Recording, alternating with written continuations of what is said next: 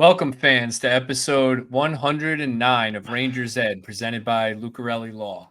If you're in Florida and need a lawyer, call Lucarelli Law and tell them the boys at Rangers Ed sent you. This is your host, Cousin Ed, here with my co-host, Little Ed. What's up, bud? What's up, fellas? Glad to be back.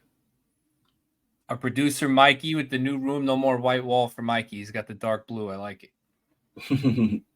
Little Ranger, I guess like second Blue Ranger. Don't they have like those Navy jerseys? Yeah, Kind of like Electro. winter, like winter Yeah. classic, bluish kind of. And Coach Ed's over there. What's up, Coach? What's up, fellas? You like doing it in the little corner in the Ranger room? I'm surprised you're not on the other side. You're always in that corner now. It's going to be a while before the transition happens where I could set something up officially, but I like having the Messier corner. We got the Messier corner here.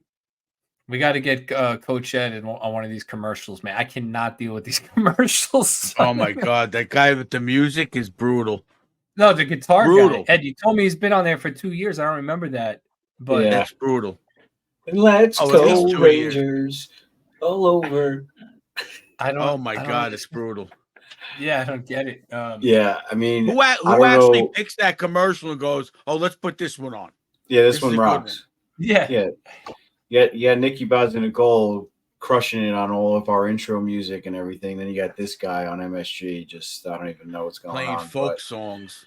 I mean, what makes it even worse is you guys don't have MSG Plus.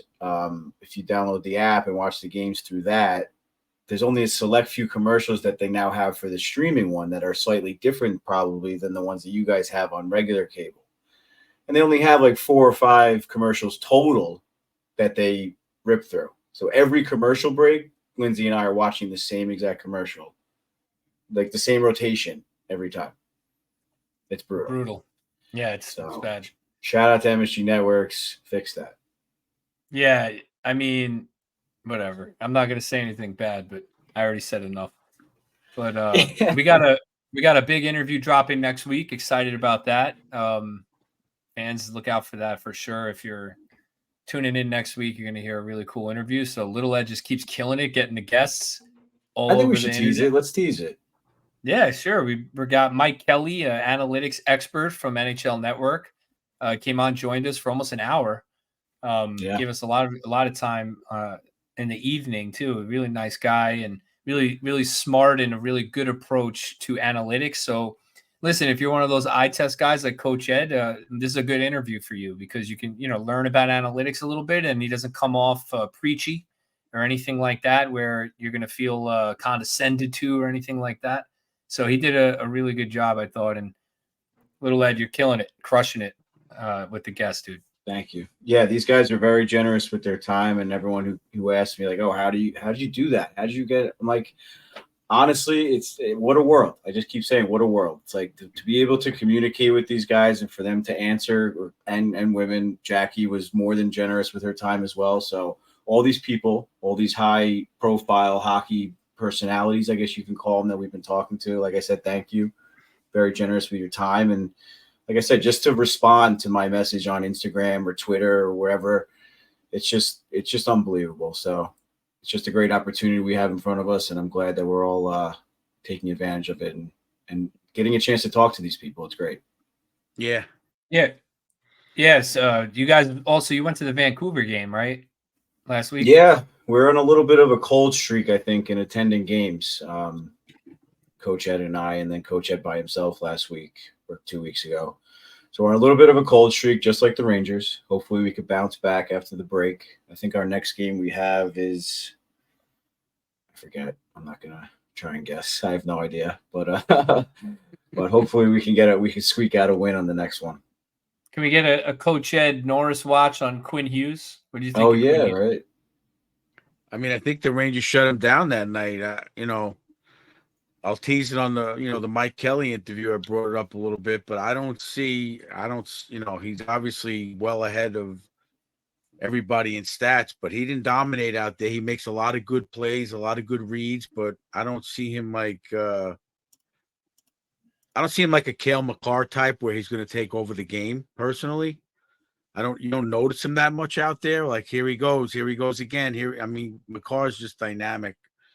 Yeah. And Fox, to me, is in a world of his own as far as hockey IQ, but obviously he's putting up the points. I saw yesterday he's like a plus 32 or something. Yeah, he's having a Yeah. great season.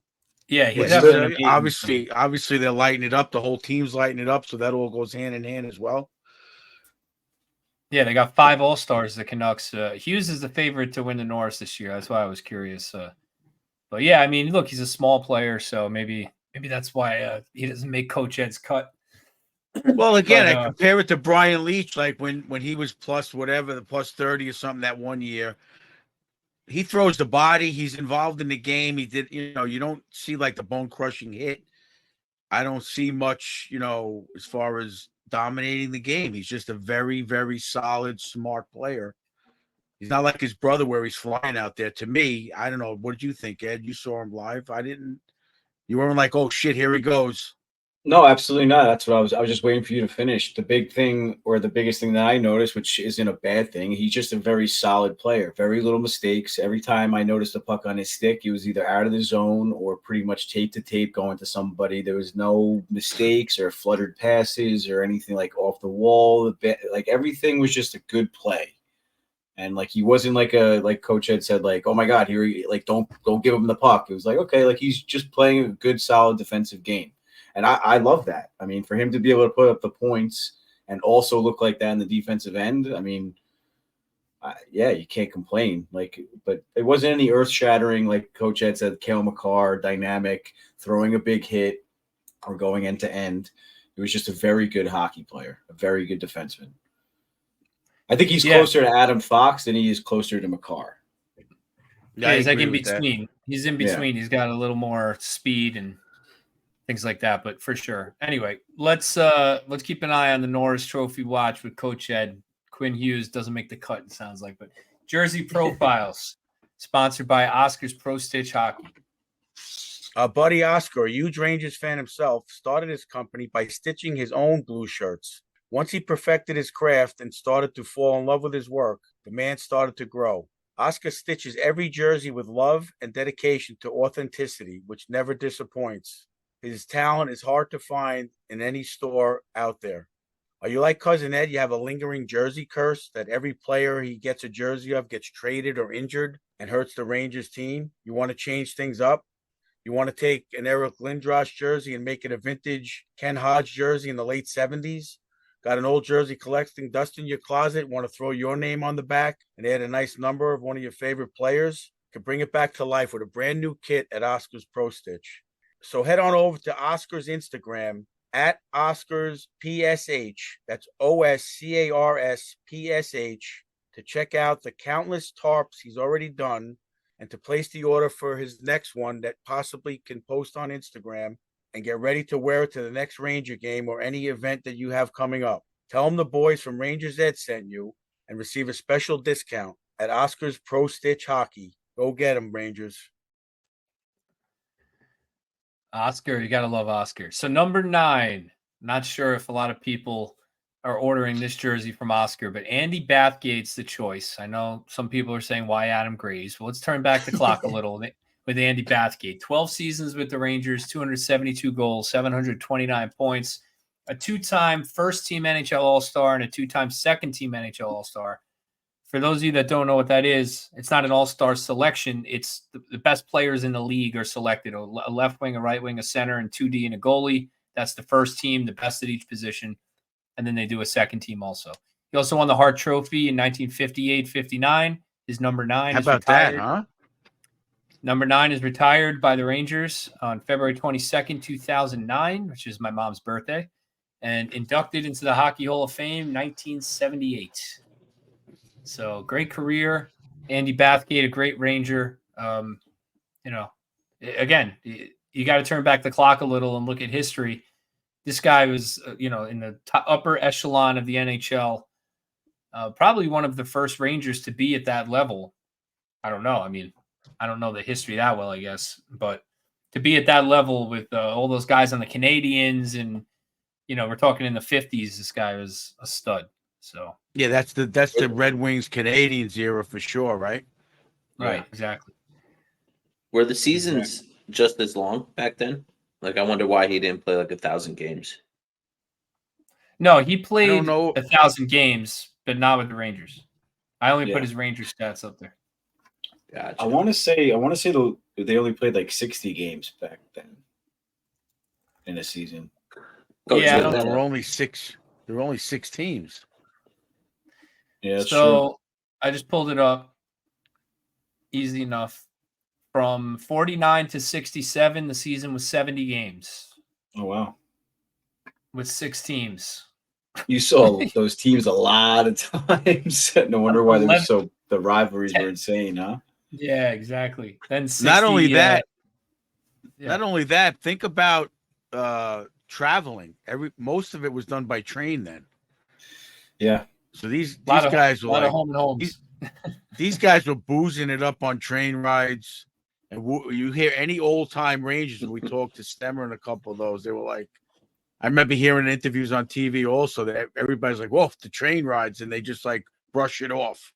You know, it was a tough traveling schedule for them getting on trains. They couldn't afford airplanes. Not that they couldn't afford. I guess it wasn't in the budgets then or whatever.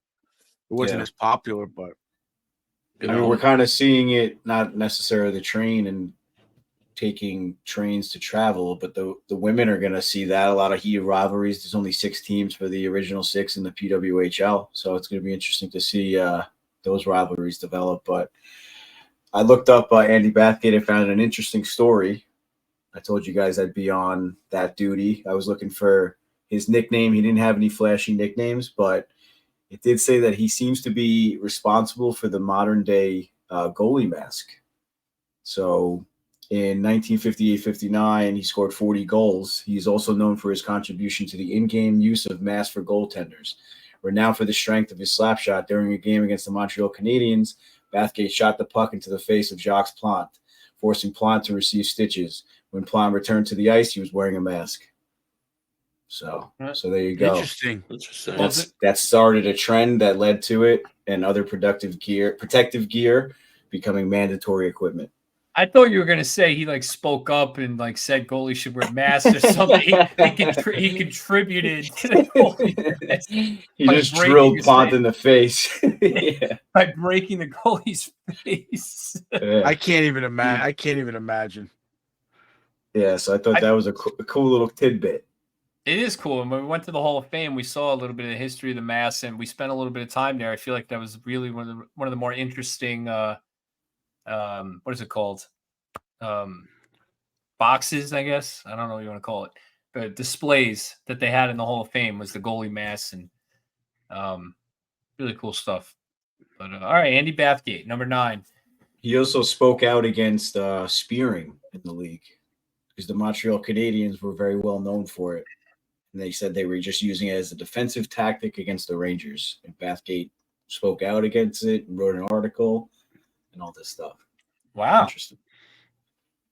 Yeah. You got to remember the movie The Rocket that Pop got us? Everything was done through the press. They were like very close to the writers then, because obviously there was no internet. That was the only way it was the only way. Right. That was the only media to get your word out there. Mm-hmm. Yeah, well, back then the media like protected the players. They had like a different relationship. Now it's like the media just goes out and says protect them. They didn't protect them. There was a lot of politics involved. If you watch that movie, especially with the French Canadians. Yeah. One more. After he retired, he owned and managed a 20-acre golf course called the Bathgate Golf Center. Where was that? In Mississauga, Ontario, off of Highway 10. Sounds like a summer trip for Coach. There you go. I wonder if it's still there. I'll have to look it up after the episode. All right, so we're gonna do something a little different this episode. We're gonna do since the Rangers hit the halfway point in the season, they're actually played 42 games, but they hit their 41st game on Saturday. So we're gonna do mid-season report cards. We're not gonna do our stars of the week, broadcast banter, all that, but we're gonna go through each player. We're just gonna give them a grade.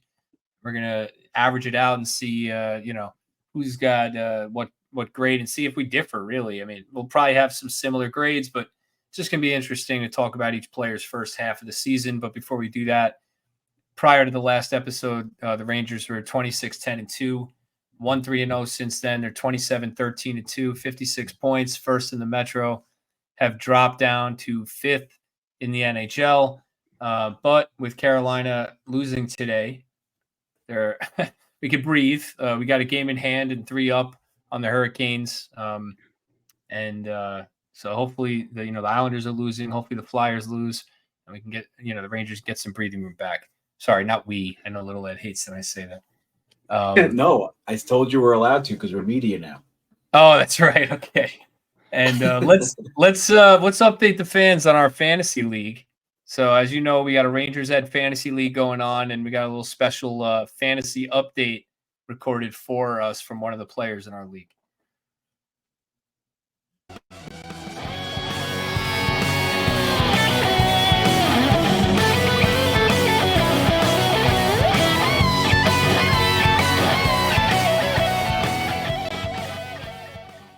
Welcome to the Rangers Ed Fantasy League Mid-Season Breakdown. Week 14 of the regular season wrapped instead of straight wins and losses. With 15 categories at stake each week, we're going to have some big numbers to cover, so let's dive right in. In first place is True Betrain with 266 points. With players like Nathan McKinnon and Connor Hellebuck on his team, it's no surprise he won last week handily, going 13-1-1 over Mikey's Look That Uppers. More like Mikey's sit-on-downers. Rise of Gautier is in second place with a total of 257 points. This team also had a solid week. They won 12-1-2 against Coach Ed's Potato Knishes. In third place with 239 points is You're Gonna Lose to a Girl, who went 9-3-3 over Coach Ed's Doghouse last week. Fourth through seventh, though, is shaping up to be an interesting contest. Cousins Ed Floppers has 230 points, losing 5-8-2 to the Massholes. In fifth is Coach Ed's Doghouse with 226 points, followed by Devil State of Mind and the Massholes, both tied with 224. Devil State of Mind won 8-4-3 over Little Ed's Workshoppers, who currently sit in 8th place with 209 points. However, Little Ed does sit first place in the managers who drop Aiden Hill for Peter Mrazek category. Ninth is Mikey's sit-on-downers with 203 points, followed closely by Oscar's Prostich with 201. Oscar's Prostich won 10-3-2 over the 11th place Lucarelli Law, who only has 128 points over the season. Coach Ed's Potato Knishes is solidly in 12th place with 113 points. The week ahead has some interesting matchups. Can Coach Ed hold his own against the surging Massholes to keep his spot in the top 5? Will Oscar's Prostich rethink his sponsorship if he loses to yet another Ed? And will things finally start looking up for Mikey Produces? Tune in next week to find out. Oh, I love that. What did I ever do? Now I see why she's married to Mikey P. And Marrying. Oh, marrying, whatever. And that segment was sponsored by Old Country Ceramic Tile, a new sponsor of ours, Coach Ed. Yeah, if you guys are now we're getting a full circle of remodeling your house. We have Bella Granite and Marble, who are cousins with Old Country Ceramic Tile over in Westbury. So if you're remodeling your kitchen, bathroom, any kind of tile or new wall tile they're coming out with, outdoor ceramic tile, porcelain, head on over there. See a couple of the owners that helping out in the showroom, and they'll hook you up. And don't forget to hire Coach Ed to install it for you over at Armacon Construction. Well, not yet a sponsor yet, so don't push it. Yeah, we can't get Coach Ed. No free ads. No free ads. So, First of all, I don't remember dropping or why I dropped Aiden Hill. He definitely got hurt for a while. My goalie situation's been screwed up this whole. I'm still learning, Mrs. 150. Lay off me. Yeah, that's pretty bad though. Pretty bad. He got hurt. He wasn't playing for like a month. I was like, whatever. I don't know. I don't remember picking up Mrazek. That I don't remember doing, but he's no longer on my team at the moment. So yeah, it's not. I just got an alert. Erickson X got 2 goals today. Coach Ed with the notifications. The reason she said that though is Aiden Hill leads the league in goals against average with only 1.93 goals against average. So I don't remember. I don't know. I don't remember. Yeah. No excuse. All right. No excuse. All right, let's get into it. So the way we're going to do this is we're going to give each player a grade. We're going to use the Columbia grading system. So it's A plus, A minus, B plus, B minus, C plus, C minus, D, F, or incomplete. We're going to go through each player, and the grading is going to be relative to expectations. So fans, if you're listening and you see, a fourth line guy with a higher grade than maybe a top line player, he's got less points. It's supposed to be relative to expectations of that player, right? So just keep that in mind. So what is that? What is that stat? Is that expectations expected? Oh, geez. Anyway, all right. So let's start at the top with the Breadman. Let's start right away with Artemi Panarin. Let's go, Little Ed. Start us off, Artemi Panarin. You know what? I mean, I think the obvious answer here is giving him an A plus. He's having a phenomenal season, but I'm just going to go with an A. All right, just going with the A, only because considering he has so many points, I know next week you guys are going to hear a ton of plus minus talk with Mike Kelly. It still bothers me a little bit that he has all the points that he has, but he's still only a +2, or actually he might be a minus at this point. Either way, I think that line in general just has to tighten up a little bit defensively. I know that's not their job right now, but -1. That took away. See, his one minus took away his plus on his grading sheet. That's a good assessment. I like that. Coach? Oh, excuse me. I think it's phenomenal the fact that what he just come up with the quickest in Rangers history to 400 points for the Rangers. He did in 310 games. Yeah. They actually highlighted that on NHL Network this morning. I thought that was very interesting. I mean, obviously, again, this year he's living up to all the hype. He's ahead of all his pace with the Rangers for the last 3 years. I can't complain, especially the way he's been playing with the new line he's on. Again, but I'm going to agree with that. I'm going to agree with Eddie that I'm going to give him the A also, being that the plus minus is right on the. I think the plus minus. We talked about it in the interview. Obviously, Eddie just preluded it. It's in this case, it's a factor, in my opinion. I don't judge every player on it, but when you have that kind of a situation, I think that's where the variable comes in a little bit. Yeah, I went with an A plus. I get what you guys are saying, but I mean, you can't ask for much more from this player. I mean, this is the Artemi Panarin we want, and to me, this is the best he's going to be. So if he keeps this up, I want to see him do it in the playoffs. I think that's what everybody wants. Then he's doing his job. Yeah. Mikey, 100%. Yeah, I'm going to back you on this, guys. A plus for me. I don't know what else you could expect from him. So A plus. All right, Panarin in between an A and an A plus. I like that. All right, let's go stick with this line. Let's do Vincent Trocheck. Trocheck inserted on the Panarin Lafreniere line after Hedl got injured, and he has not looked back. His play has soared. I mean, I went with an A plus. I think he's just been one of the Rangers' best players all season. He's on pace for over 80 points, which is insane, which is a great season. Obviously, it's not just the points though; he does everything. So I went with an A plus for Trocheck. Coach. Now I'm going to have to agree with you. I'm going to go with the A plus again. Watching some analytics on him, very interesting story about his last 4 years. He had 2 broken legs in successive seasons, I think, with the Panthers, incomplete seasons, and he did real well with the Hurricanes. Then he came here, had a little bit of less flash last year, but obviously he's exceeding whatever he did in the last 4 years right now. I mean, he's definitely, like we talked about Quinn Hughes, he's definitely noticeable every time he's on the ice, almost every time, in a positive way. And his career high in points, by the way, is 75, which is quite a lot. In 2017-18 with Florida, he had 31 goals and 75 points. But he's on pace to shatter that. Little Ed. I'm sticking with the A. I mean, same reasons for the previous. I mean, they're all playing phenomenal hockey, but I think they should all just tighten up a little bit to get that A plus for me. Oh, Little Ed doesn't want to give A+s out. Mikey Well, produces. I can't not give one to Panarin and then give it to Trocheck. They're on the same line, so I would be contradicting myself. I think I know. But is Panarin hurting Trocheck's plus minus? That's what I was trying to figure out too. Year. I mean, I don't notice Panarin making any glaring defensive mistakes, and I obviously don't notice Trocheck doing that either. So, well, Trocheck is plus. I buried myself a little bit. Yes, he is. Okay, fine.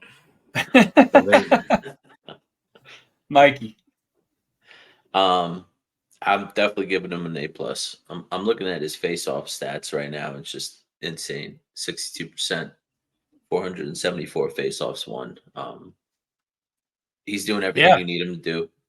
You know. Yeah, he won 20 out of 24 face-offs in a game. Like the other. All right. Yeah. Throw a plus on for me. That gives him the plus. I mean, again, like, what do you? I mean, geez, what do you expect out of this guy? That's the thing, right? Like, this is the best he's going to give you. Sorry, Mikey, cut you off. No. I mean, he's putting up points. He's putting up goals. His face-off percentage. He's throwing the body. I mean, he's doing everything that you should be doing. All right, Trocheck A+ is across the board. Little Ed was convinced. And let's finish off that line and let's talk about Alexis Lafreniere.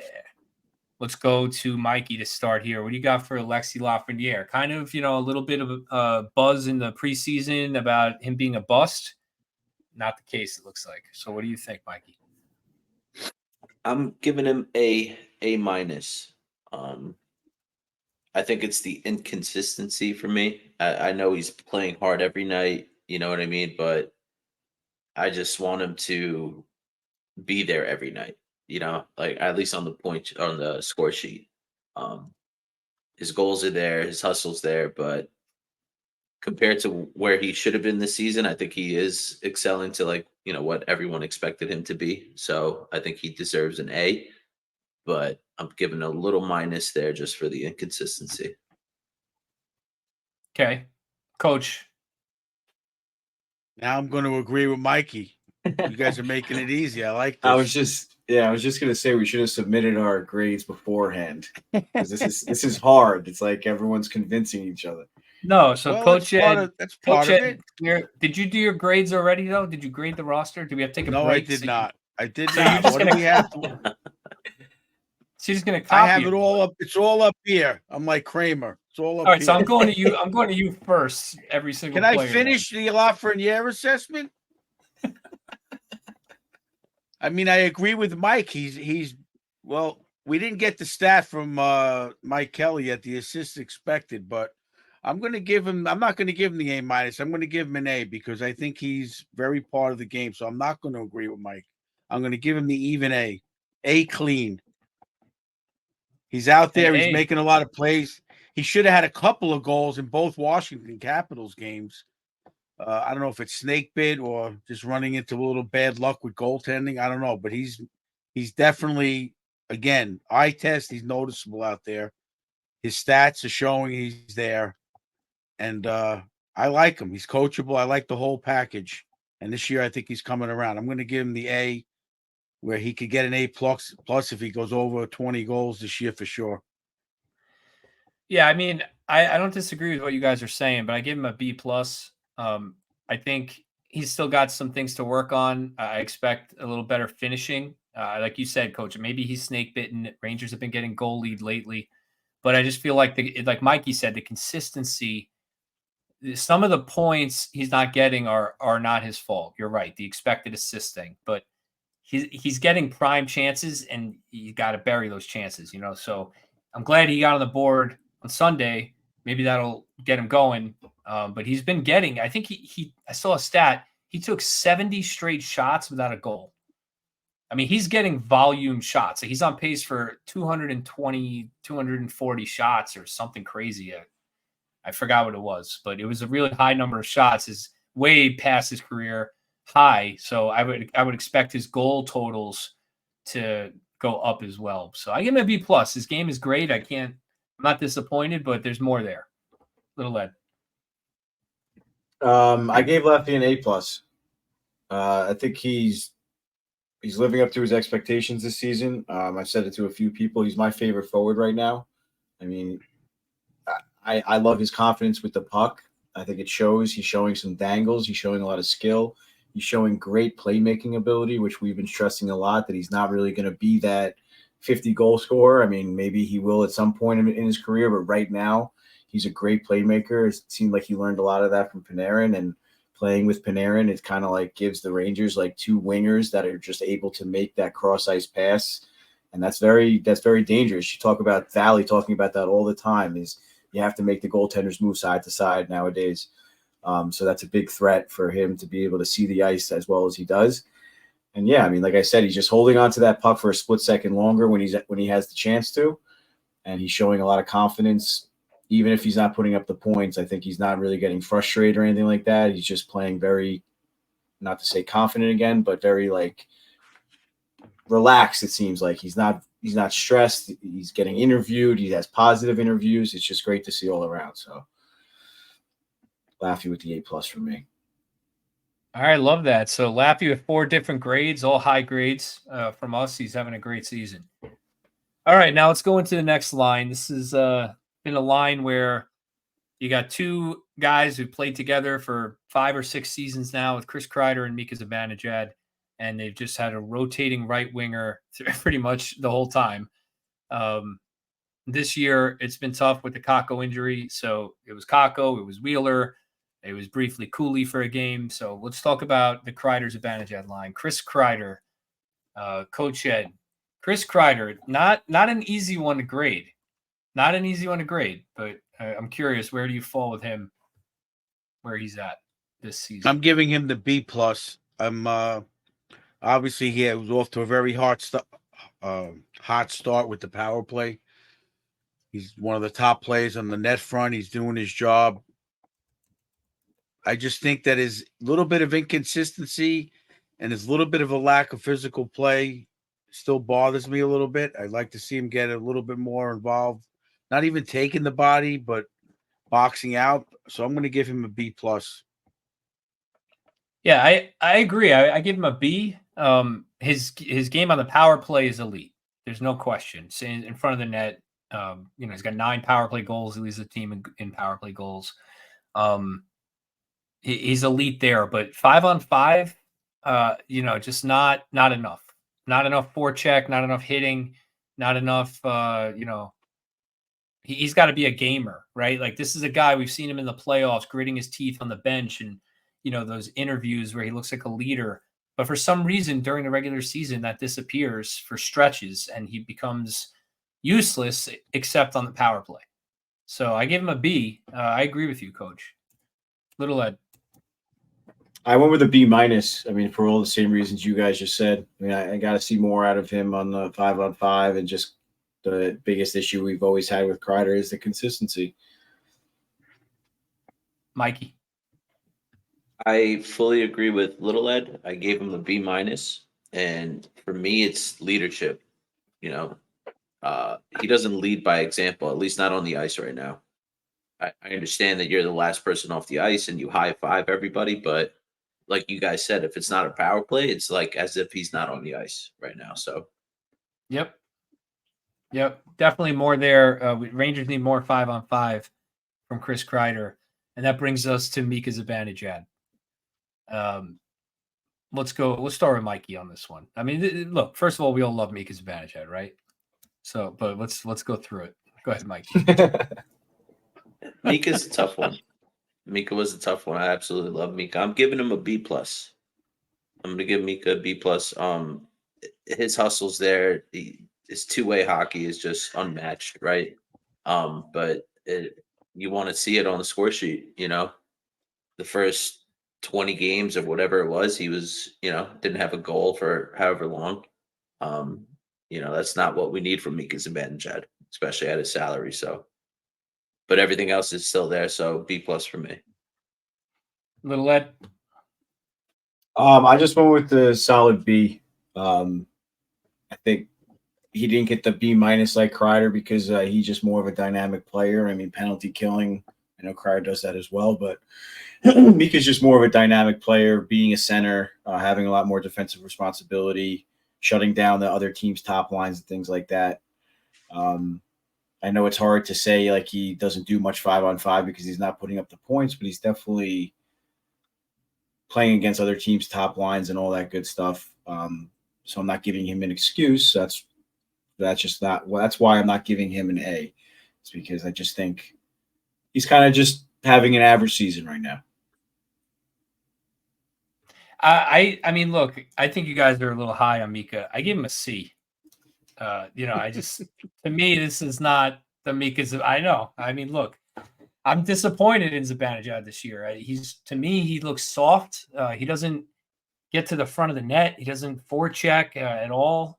He's such a big body, but he plays the softest game. He frustrates me. He does play a good two-way game positionally. He's an elite positional player for sure. And obviously he's a Selke candidate. I love Zibanejad, but this is not good enough. He's got to, and I'm not just talking points. Like there needs to be more 5-on-5 zone time in the offensive zone.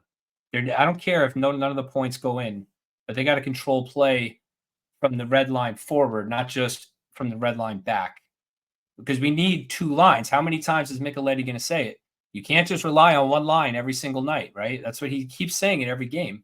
And he's right. We rely on the Trocheck line. They've been awesome. The Zibanejad line is the only other line right now that could possibly help Trocheck when you have, what we got going on in the bottom two lines. So I'm looking for him to step up. He usually steps up in the spring and gets hot. So I'm expecting an A+ level performance in the second half from him to bring this C up. But for right now, that's where I'm at. Coach, what about you? I'm going with the solid B. I think he's been a pretty solid two-way player. A little bit too many of these one-timers, but they're changing it up a little bit. Yeah, I mean, all the reasons you guys named, he should be doing a little bit more. He should be in the 15-goal area, 15, 18 goals right now. And if you're going to put him at the top centers in the league, and he's not there. So can't give him anywhere near the A. All right. Blake Wheeler. Coach Ed, I want to hear your Blake Wheeler grade without the influence of anybody else's grade. Well, I expected him to resurrect his career. So, again, didn't watch him much at Winnipeg, only when he was playing the Rangers or on NHL Network highlights, and he was always involved in points and whatnot. Not putting up the numbers I thought he would with the Zibanejad line. I thought that's an opportunity to put up some points. I'm going to go with a C+ because I think he's doing a good job. He's working hard, but the numbers aren't there for a guy of his career. I went with the C+ also, just to move things a little quickly through Wheeler. I gave him a D. I gave him a D. Mikey? I'm going with just a regular C. Okay. Yeah, I mean, I went with the C+ because just for the main reason of I don't know what it's like, but I can imagine what it's like moving from Winnipeg to New York City. It's a completely different atmosphere. I mean, he played his entire career over there, so it's obviously going to be a little bit of an adjustment, but he's still a veteran. He's still a pro, and I mean, I don't want to say he's a step behind. It's just I don't know. He's just a little slower than everybody else out there, it seems like. Yeah, I gave him a D. I think there's too many nights where he's completely, just like you said, a step behind, like 3 steps behind, and he makes some good plays. Don't get me wrong. And I see the effort and he's come around since his first 20 games, but overall, this is, I'm looking at him in the playoffs as a 4th liner who can plug in on the 3rd line. And I expected a top 6 or middle 6 guy solid. And it's just not what he is at this point in his career. So, all right, let's take a look now at our bottom 6. Will Cooley, rookie. Love Will Cooley. I give him a B+. I think he's been one of the top 5 forwards, top 3 forwards in games like all season. There's been games where he's been one of our best forwards out there, and he's got a nice offensive touch. He's physical. He's got like 90 hits already this year or something like that. So it gives the Rangers exactly what they're missing from their skill guys, a guy with bite. Hopefully a couple more young guys that come up play the same way as him, and then I think we'll have a nice rounded out roster with balance of skill and grit. Little Ed. I think so far, I think you're being a little hard on him in terms of like what you said on the grading system. I think this was the easiest one in terms of like expectations. So I gave him the A+. I mean, I think his expectation going into the season was everyone was kind of like, listen, he might be ready to play. Don't give them too high expectations. I think he exceeded those expectations. And like you said, he's the top 3 forward every single game, throwing hits, probably our most consistent forward this season in terms of I'm a professor, so, I get a little I'm a tough grader. Yeah, I'm just like all of my other ones, it was kind of, I had to think about it. This one, I just wrote A+ right away, just because like just the expectation argument, like you said, like he's not phenomenal. It's not like he's putting up 100 points, but his expectations A+. Yeah. All right. You sold me. I'll give him an A-. I'll bump it. I'll bump up to an A-. All right, Coach. It's like when your student comes in for after hours, you're like, all right. Extra credit. I'll give you the 2 points. Coach, what do you got? I'll go with a B+ when I'm looking at him. I'm thinking in my mind, eye test wise, I'll go with the B+. I think he's playing a very solid. He's a hard-nosed player, Joe. He's just he digs in. He'll throw the gloves if he has to. He's a great teammate. He's putting in a few goals, a couple of key goals. I think he had a couple of game winners or last-minute goals. He never gives up. So I'm going to go with a B+ for his ability. Yeah, you can see the difference in the year of his development over Othman. He's a year ahead of Othman in his development. Othman might end up being the superior player, but you can see that Cooley he's ready and he fits in, right? Like Othman, I feel like he fit in that one game, but maybe not so much after. I don't know. Cooley is an NHL player. Mikey, what do you got for Cooley? What did you say as far as hits go? Because you said he has 90 hits. I guess, yeah. What does he have?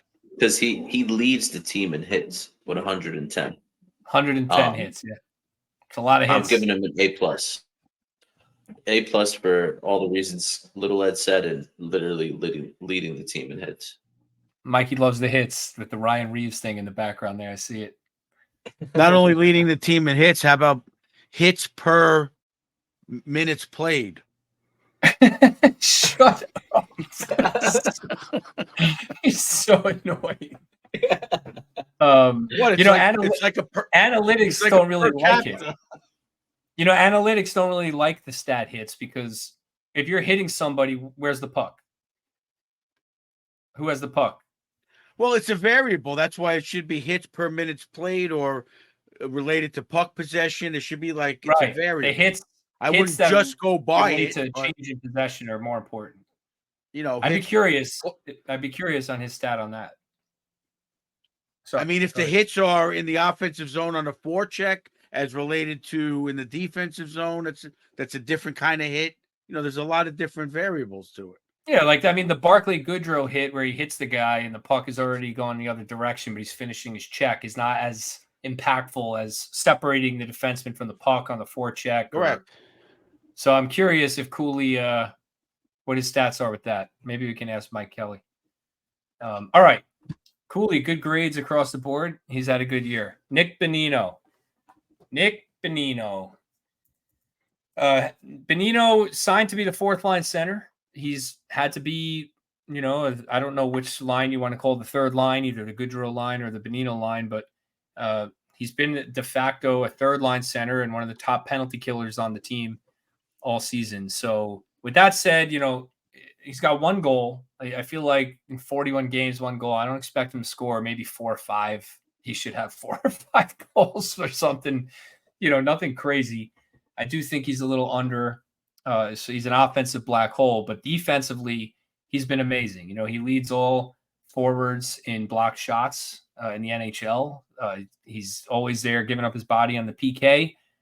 So I give him a B. I went with the Little B Ed. plus. I went with the B plus for those reasons. He just gets in the way of everything. Like I said, he goes down the butterfly if he has to. He dives, he slides, he does whatever it takes to block those shots. Yeah. I second the B plus. Mikey, B plus. Coach.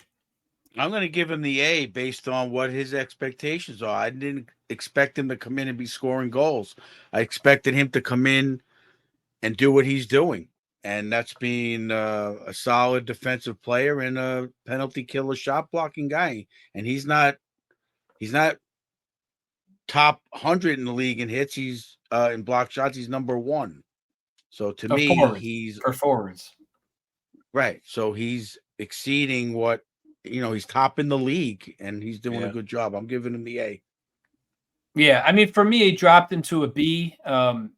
And I don't know, I'm not going to speak for Little Ed and Mikey, but I agree. I didn't expect Bonino to be putting up points. And I don't really care about his points that much, but you can't have a guy just be an offensive black hole and give him an A. Like, he's literally, the puck dies on a stick offensively. Like, he's not even like I think he's one of the worst players in the league offensively per the analytics. Like, it's really bad, so that, to me, it's hard to give him an A. But yeah, his defensive game is an A. So, like, offensively, I'll give him a C. Defensively, I give him an A. So overall, I give him a B. That's the way I'm looking at it. Anyway. Yeah, but you said in the beginning it's per expectations. Yeah, he's a C on my expectations. What were your expectations? Oh, yeah, you expect him to have more? Okay, well, all right. Yeah, like I said, 4 or 5 goals. It can end the year with maybe 10 goals. Is that too much to add? 8 goals? That's too much to ask? Yeah, that's a lot to ask of a fourth liner. Is it? But go ahead. I'm looking this up. Let's look at Nick Bonino's numbers, since Coach Ed thinks that he's it's a lot to ask. Last year, Coach, he had 10 goals. The year before that, he had 16. The year before that, he had 10. The year before that, he had 18. The year before that, he had 17. The year before that, he had 12. Like, that's what I'm looking for. A 10 goal, 8 goals. Like, he's got 1 goal. 1 goal. And he's -9 too, Coach. I don't know what that says, but all right, let's get off Bonino. Johnny Brodzinski, Little Ed is your boy. So tell us what you got for Johnny Brodzinski, who's had to come up and fill in. I give Johnny Brodzinski a B plus in terms of expectations. I think he has a lot of flashes in the pan in terms of like highlight plays and things like that. I mean, he's a solid, consistent player, but he's not going to wow you every single game. Yeah, I give him a B minus. I agree with you, Coach. I'll go with a B. I expect a little bit more out of him with his skill level. He had a couple of key goals. He does hustle every shift. He does his job, obviously. But I expected a little more of him. 1 goal.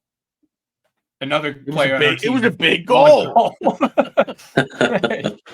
right. Well, he had that key power play goal.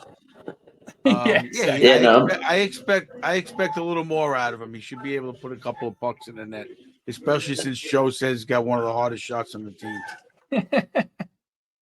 He's only played 23 games. Comes from a family of shooters. He's only played 23 games, but I'm going to agree. I'm going to give him a solid B. All right, Johnny Brodzinski, a solid B across the board almost. With me and Little Ed kind of evened out there. He ended up with a B grade. All right, our boy Jimmy VC. Jimmy VC. Give the stats before we go on. What's his goals, assists, points, and plus minus. All right, I'll do it that way. Jimmy VC's played 40 games, 8 goals, 5 assists, +5, 11 penalty minutes, 17 blocks, 26 hits.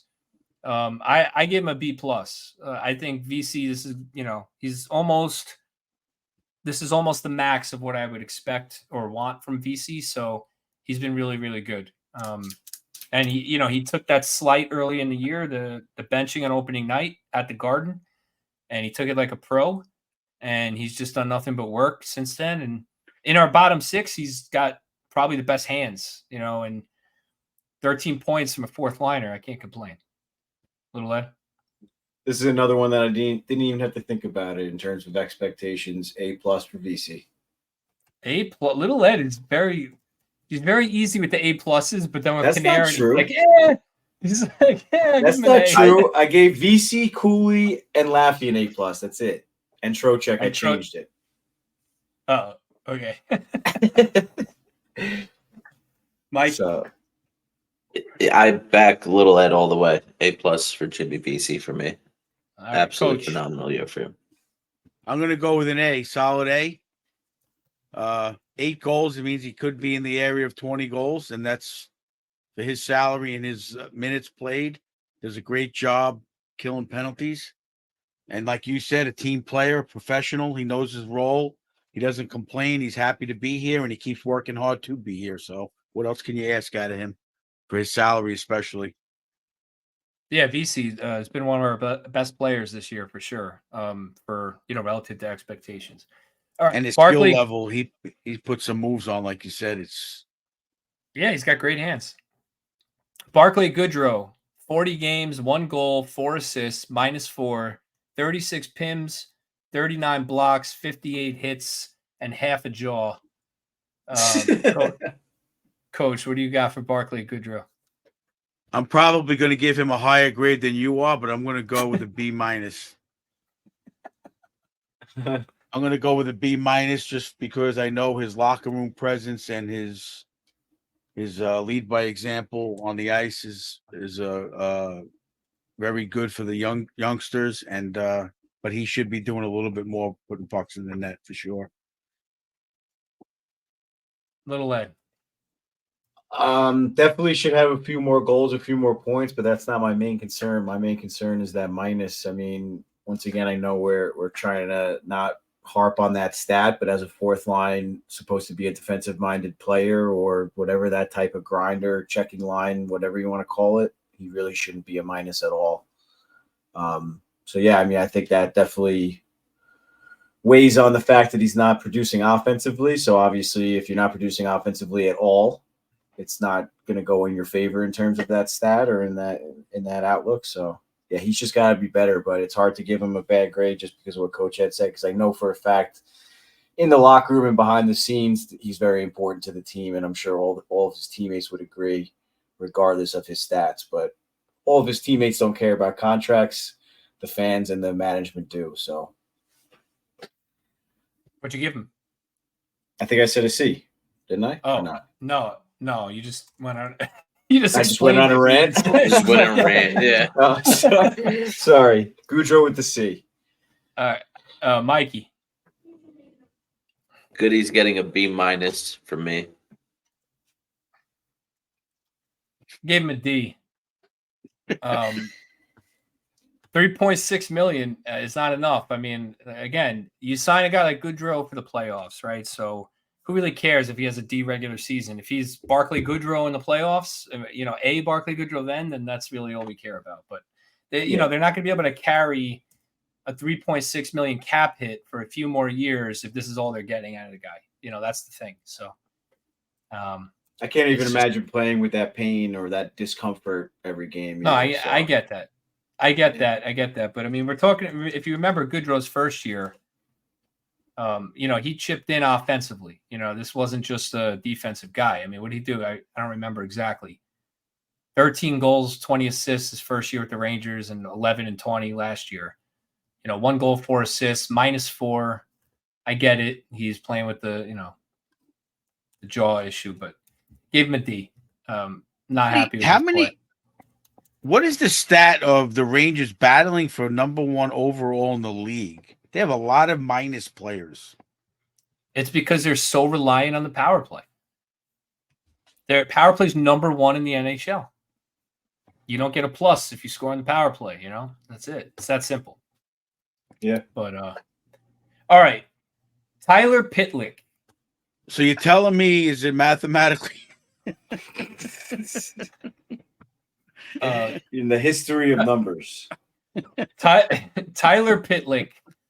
I gave him a C. I think he's been good. He hits. He gets in on the forecheck. He's filled in admirably as the 13th forward, and I can't really complain. He's been about what I expected he'd be. Little Ed. I hate to be one of your students. Yeah, he gives me everything I wanted to give him, but I'll give him a C. It's whatever. I mean, he doesn't stand out to me. He's C is No, about that- average, right? It's no, that's about what I average was. of what I'm thinking the same, but I give my average players a B. Oh yeah. Well, I grade on a curve. Yeah, I don't know. I grade on the Chaminade scale for all you Long Island listeners, but a B for Pitt. I mean, I don't know. Like I was trying to think, like, did he even play this season? Like it's hard, and I guess that might be a good thing that we don't notice any bad mistakes, but he also doesn't really score or anything. So 28 games, 1 goal, 2 assists, 52 hits in 28 games. Yeah, so I mean, he's just like a solid player. He's not making any glaring mistakes. So I just gave him a B. I mean, I don't really have much info on the guy. Yeah. He's cruising as part of the team.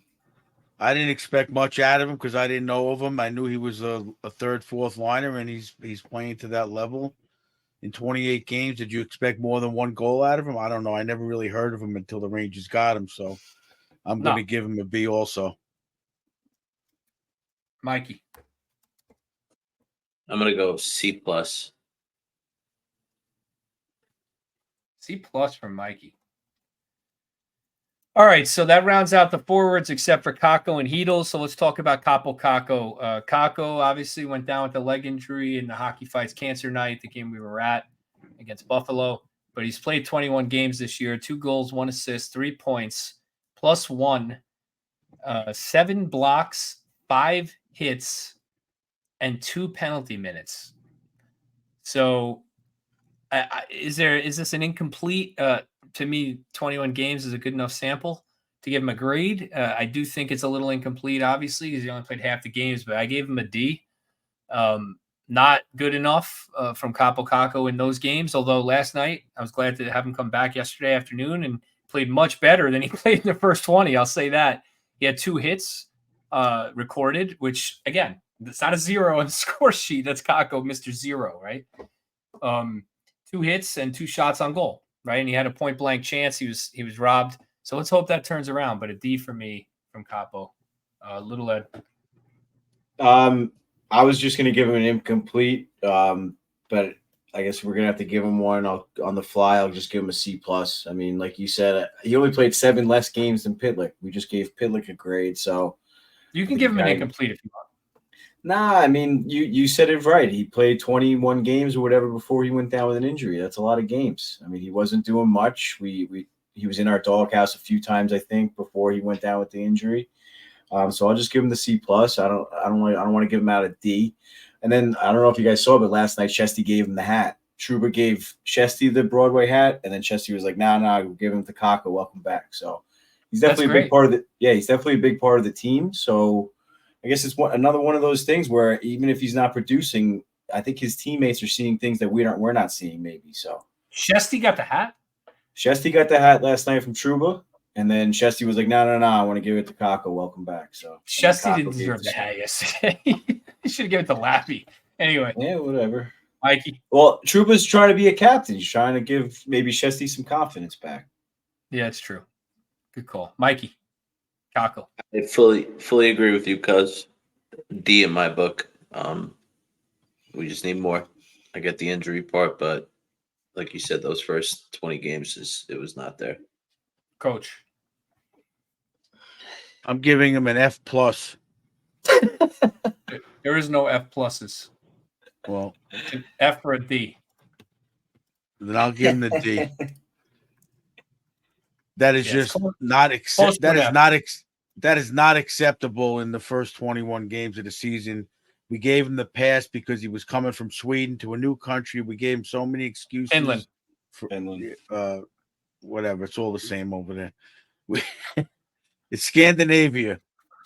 We gave him a pass because he came from another country, young kid, the whole, all those variables I get. But now this is his 3rd season. He should have came in ready to play a little better than where he was. He was invisible for 21 games. I agree. I feel like every goal he gets, it's like he's got that look of relief on his face. It should just be it's in. Come on. All right, Filipedal. I give him an incomplete. Obviously, he's been out, and who knows when he'll be back. How many games? 10 games. 10 games for Hedl, no goals, 6 assists. He didn't score any before he went down at all? No goals, 6 assists, 10 games. Yikes. You act surprised. I thought he had at least one goal before he went down. So he did have a goal. They called it back. Surprised. They called it back on offsides. Oh my gosh! All right, I gave him an incomplete. If you guys think 10's enough to grade him, do it. Go ahead, little Ed. I'll give him the same as Kako. I'll be politically correct. Give him a C+. All right. I'm going with an. Oh, Mikey, go. Yeah, he's getting an F in my book. 10 games is enough. You can't record one goal in those games. I mean, he just wasn't playing good hockey in those 10 games. You know, we had high expectations for him too. Yeah. He finally got the second line. He finally got the second line center spot that you pushed for 3 years. And he came up with playing with Panarin.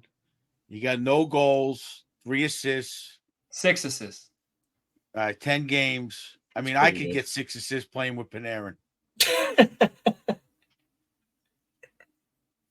You know, dish it to Panarin. The puck's going to go in. What's his grade? I'm going to. I feel bad because of his concussion. I think he's soft, but I'm going to give him an incomplete. Didn't he get hurt other than the concussion too, or was that just last season? Didn't he get?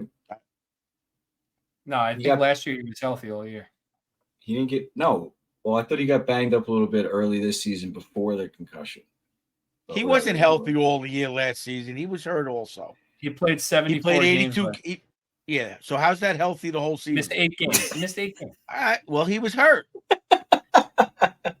All right. Well, hopefully Hedl comes back. I saw he was skating. He was skating with Yager. I sent you guys the picture. I don't know if you saw that, but he's on the ice and he's working out. So he's working towards a return. So hopefully, I don't understand that whole situation. He can't skate here with the team like Kako did, but he's in Europe skating with Yager under no supervision or anything. I don't understand that. You don't know if the it's atmosphere under no is different. He's not from here.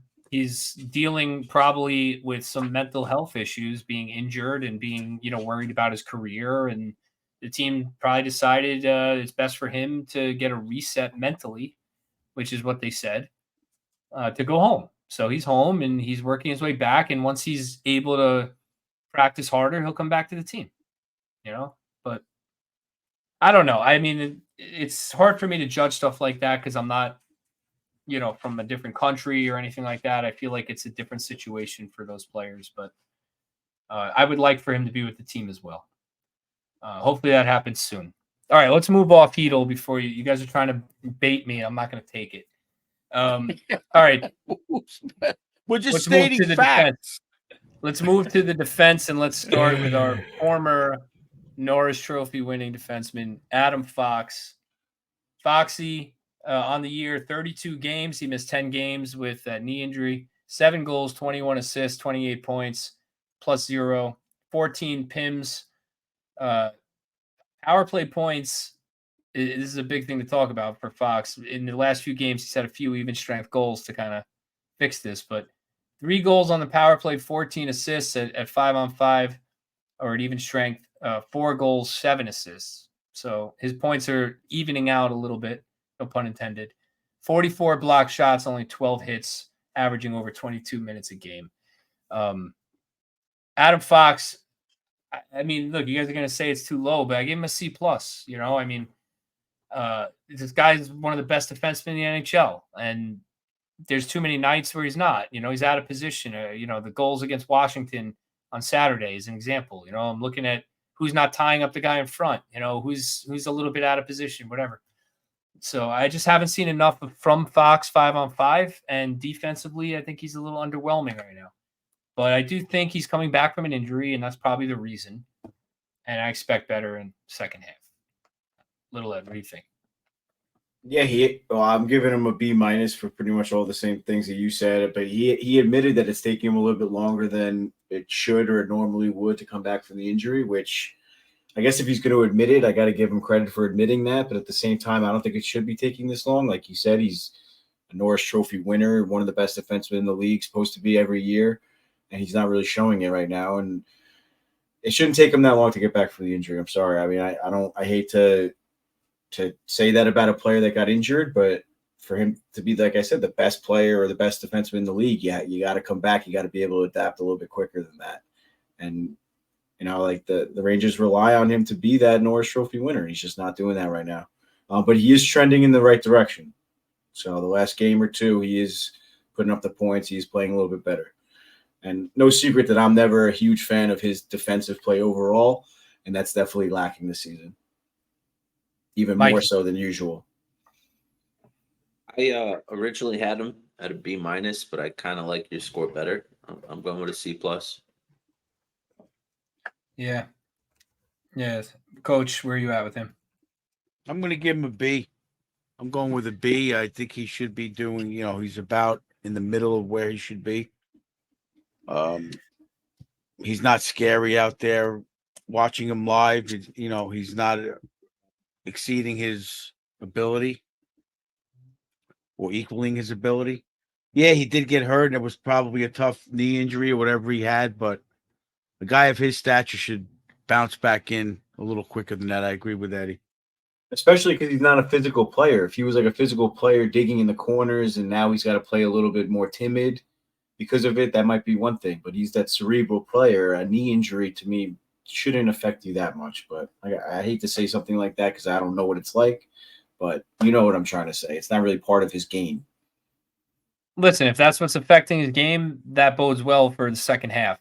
That means that we're going to hopefully get A+ Adam Fox. I think we should revisit these at the end of the season and do a second half report card and kind of, see or compare it right at the end of the year where we are.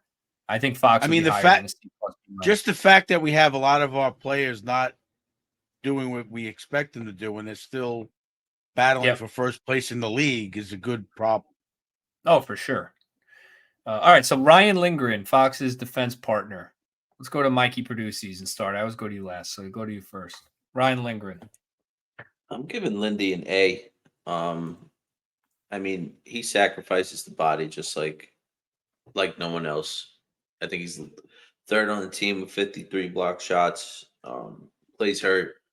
I don't think he's defensively out of position as much as some of our other defensemen. Sorry, Coach.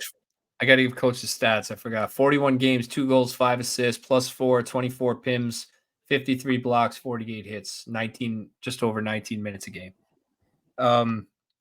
Mikey Produces with an A. I don't really agree. I think Lindgren's got more to give. I gave him a C+ also. I don't know. I'm not happy. I'm not happy with Lindgren. Yeah, C+. Jesus. I think Lindgren right now. I want to talk to your students like behind the scenes.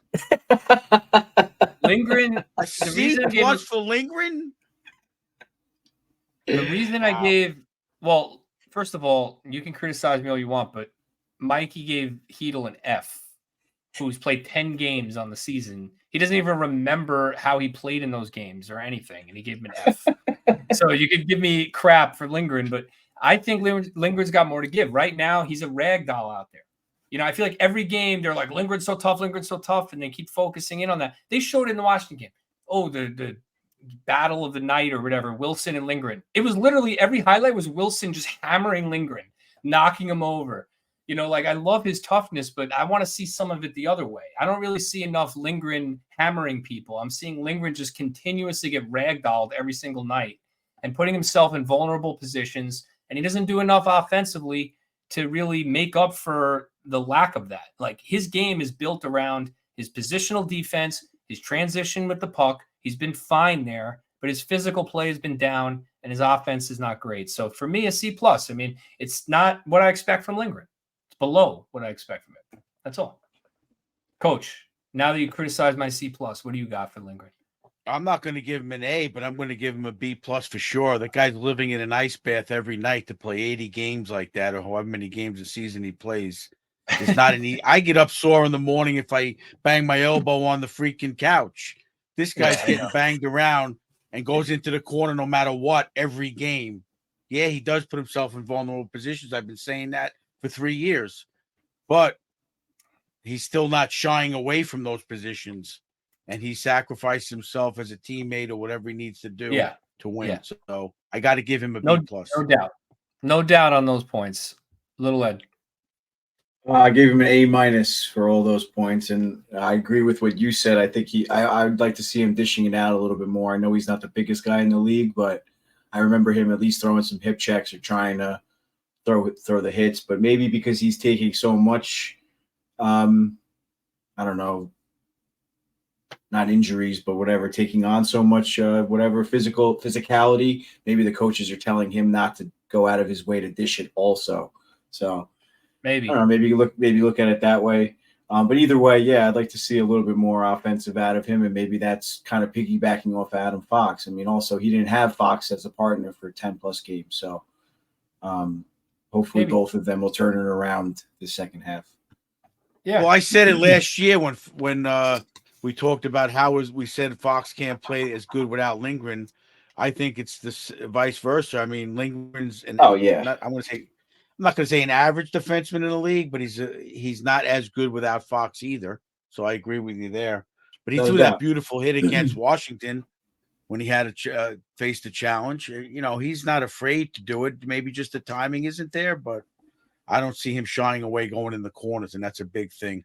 He's not shying away. He never shies away. The problem is in the playoffs, I don't want to have a quote-unquote physical defenseman who's just getting ragdolled and not dishing it. We need to dish the physicality. Right? Well, also bring the physicality to the other team. Oh, I agree. Lindgren's one of the guys that needs to do that. And it's just I'm not seeing it. I'm not seeing it. And also, I'm down on him. By the time the playoffs come around, he's going to be the Dan Girardi by Game 7 of the Stanley Cup Finals. He's not going to be able to skate. So you got to think about it. Yeah, it's true. Maybe that makes sense. I love the way he plays too, but he's got to stop putting himself into these positions. Otherwise, he's not going to last. And we need him towards the end of the season and in the playoffs. And if he's banged up like he was last year, it's not going to be a great thing. Yeah, and you gotta remember, we're not in the locker room. We don't know what the coaches are telling these players. This is just based on me watching games, you watching games, right? So maybe the team is saying to him, try not to get hurt before the playoffs this year because he started the first round injured, I think, the last 2 years. So yeah, that's what I mean. He's always battling. He's always coming back. Then Fox isn't right because he doesn't have Lindgren. It's just gotta have them both healthy. All right, let's move on to Miller. I'd love to see the Uber Eats bill at the Fox Lindgren apartment. DeAndre Miller. Coach. First of all, Fox's mother probably sends meals to them when they're home. DeAndre Miller, coach. Oh, DeAndre Miller, please. I mean, I'm going to go with a C minus. Oh. We talk about it all year. I'm going lower. I mean, talk about expectations. I'm thinking he should be up near the 20-goal, 22-goal in the season mark, and he's only getting these flashes where he's good. I mean, Washington, I thought he did pretty good yesterday. He's just not, I don't know. He just disappoints me more often than he impresses me. 20 goals? I think he's got that skill level to get 20 goals as a defenseman. Yeah. Absolutely. Wow. The skill level, the shot, he should be getting it. I think it's a little crazy. I'm not saying Norris. I'm saying 18 to 20. Okay, that's a lot of goals. His career high is 9, and he currently has 7. So, just saying. All right, little Ed, you went lower. The eye test doesn't show it. The eye test doesn't show what? Doesn't show that he's reaching his potential. In my opinion. Absolutely not. I'm going with skill level. I'm going with a D minus for Miller, and the only reason he's not getting an F is because he does get those second period game tying goals, those third period game winning goals, whatever, blah, blah, blah. He does have those flashes in the pan of outstanding offensive ability. And I'm going to agree with Coach. He does have that ability to score 20 goals, especially if his defensive ability is going to be lacking like it is now. So if he's going to forget about his defensive structure and all that, and he's going to go out of his way to try to be more offensive, then he better be scoring 15 to 20 goals a season. And if he's got 7 right now halfway through, that means he's on pace for what, 14, 15? So another 5 goals for 20. I don't think that's unreachable for a player like him. I say it's unreachable. I said you're saying he should score 20 goals, so he gets a D- because he only has 7. He's a defenseman. I didn't say that. I'm saying he's D-. Like, I said I'm giving him a D-. I'm giving him I'm saying the only reason he doesn't have an F is because he has 7 goals. Right. It makes more sense to say his defense sucks and his offense brings him out of like a terrible grade. That makes sense to me. So but no, what I was saying is not really where I'm at. No, I'm saying his offense should be better because his defense sucks so much. If he's going to use that as an excuse, like, oh, maybe the coach is telling him to jump the play a little bit more, blah, blah, blah. If that's the case, then he's got to be more productive. If Erik Karlsson's going to get a pass and win a Norris Trophy because he puts up 100 points, then that's the decision Miller's got to make at some point. Mikey. C-. This guy's got all the potential in the world, and he's nowhere near where he should be. Yeah, I went with a C. I mean, I agree with you guys on the defensive end. I think his offense has been fine. I think he could do a little more offensively. I agree with that too. But he hasn't like disappointed me offensively. It's just, I will say that where he's disappointed me offensively is more so at the point. Like Coach sends a text, the one text he sends for the week. Nice shot, Keandre. It was a block that leads the other way to a goal, right? How many times that seems to happen with him all the time? All the time. Get it deep. If you don't have a lane, just throw it back in the corner. All the time. It happens all the time. Yeah. And in a game, and I cannot believe the coaches aren't saying, guys, we need a win. Let's get pucks behind their D and make those decisions. And he's hitting the guy in the shin guard 4 or 5 times a game. Yeah. So I got him with a C. So we're close. Little Ed, a little more down than the other. What's another expectations? What's another stat I'd like to see on him? How about the fact that he does do good and he gets that guy poke checking when he's chasing, but why is he always chasing the guy? Yeah, he comes back, he recovers with his speed, and he gets the puck away, but the guy beat him already. You know what I'm saying? You understand what I'm saying? He's always recovering. If you're recovering that much, you're making a lot of bad decisions. Yeah, for sure. All right. Jacob Trouba. I gave Trouba an A. I think he's been awesome. This is the best I've seen him as a Ranger. He settled into the captaincy middle of last season, and I feel like he's been, a leader. He's been steady. Yes, he still makes mistakes, and he's got I don't know. He's a little slower than I'd like him to be, but he makes up for it with his physicality. He's a gamer. He blocks shots. He's also sneakily good offensively for such a solid defender. That pass he made up the middle the other night's an example, that long stretch pass. I mean, he's got offensive capability. He's a former 50-point defenseman. So he's just an all-around good player and great leader. Can't be disappointed with Trouba this year. Little Ed, what do you got? A+ for Trouba.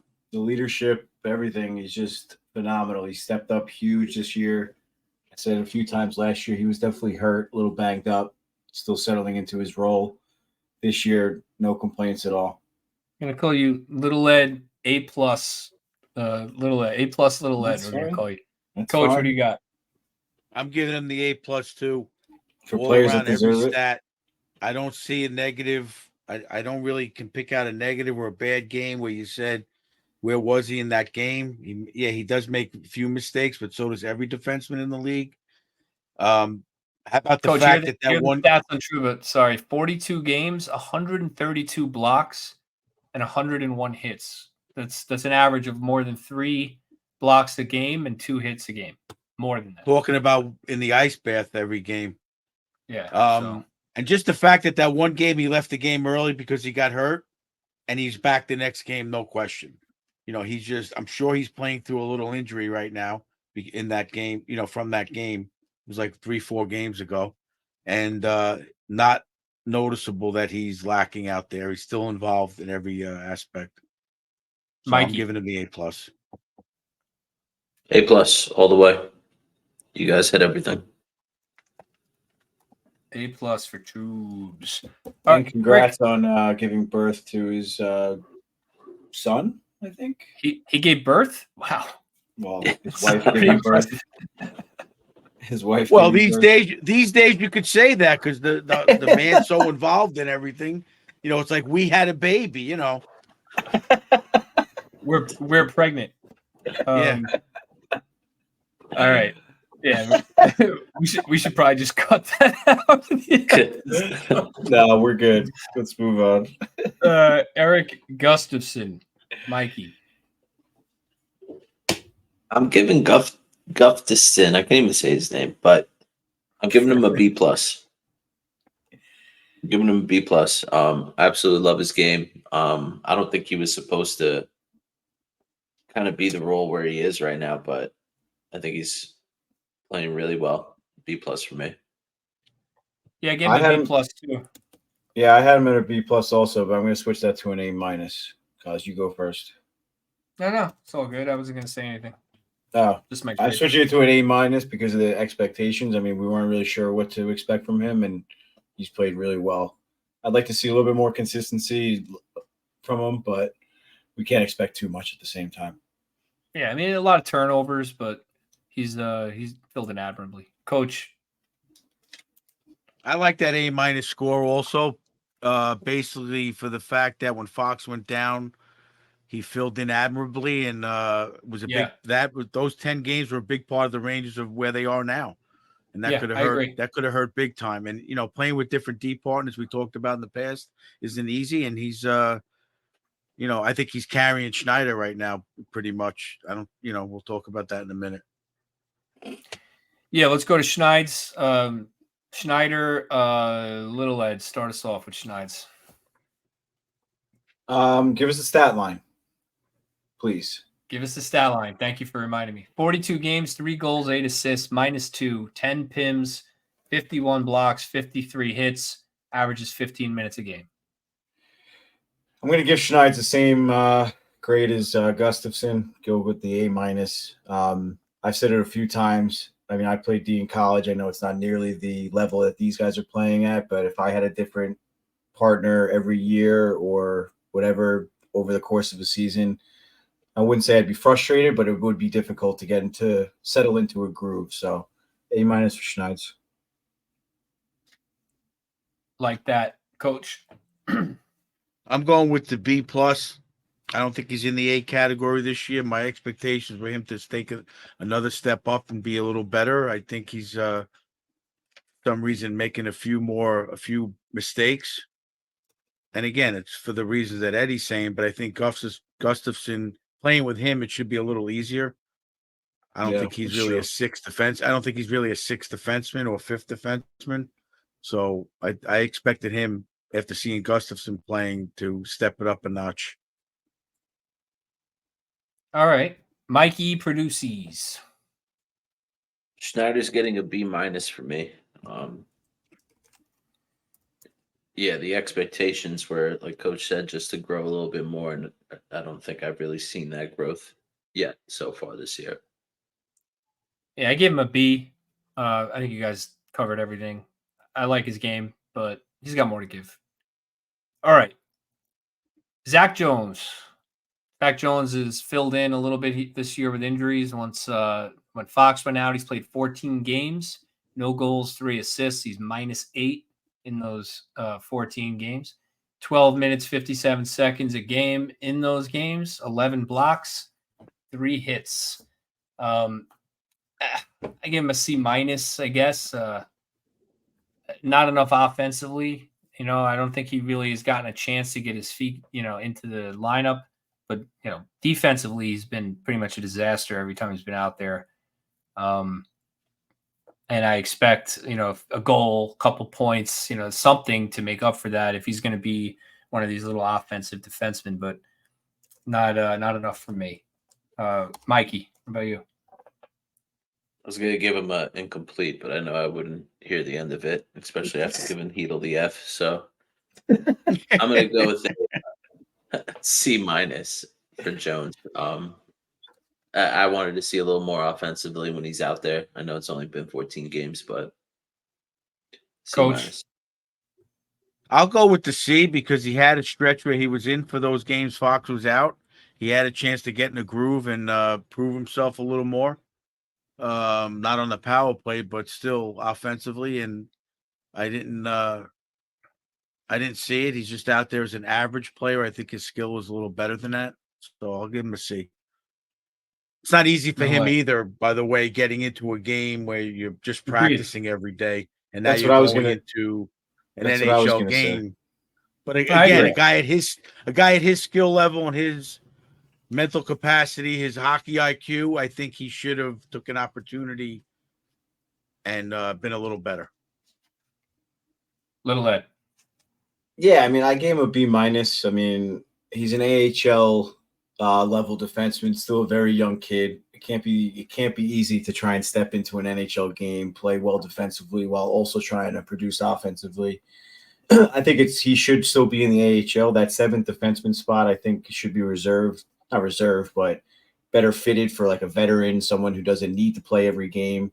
I was watching the Flyers game over the weekend because I was down in Philly visiting a friend, and Mark Stahl is fitting that role perfectly. He's their seventh defenseman, and he's well aware he's not going to play every game. So just a player like that, he's able to move in and out of the lineup a little bit more freely. I don't know what the contract situation is with Jones. We don't have to go into that right now, but I think he'd be more suited with the Wolfpack still. But either way, he should still, like Coach Ed just said, take advantage of that opportunity he was given, and he didn't really do that, so I'll give him the B minus. All right. Let's move to the goaltending. Igor Shesterkin. Little Ed, back to you. It's a tough one. I mean, it's another one of those where it's like in terms of expectations, I got to go. I'll go with a C minus. Because he's not having every single game. He's having the flashes in the pan where he is making those highlight saves. He does play well here and there. He's just not having the consistent Shesterkin season that we need him to have. So I'll just go with the C minus. And that's being a little generous, I think. Give me the stats. 27 starts, 17 wins, 10 losses, 903 save percentage, 2.83 goals against average, goals saved above expected. That's not right. They got him at a negative 0.1, but that's not right. Hold on. I'll tell you that right now. Goals saved above expected is the stat I look at the most. While you're looking that up, I'm 4.5. C. 4.5, 29th in the league. Goals saved above expected. 29th in the league is not good. No, it's not. I went with a C minus too, and I agree that's generous. It's just not good enough for me, Igor. Coach.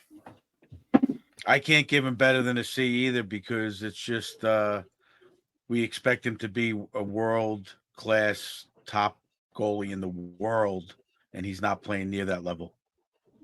Very inconsistent. Yeah. He's had some shines. I thought he was back, and then he came back, and they get beat by St. Louis. And did he play against St. Louis, or was it quick?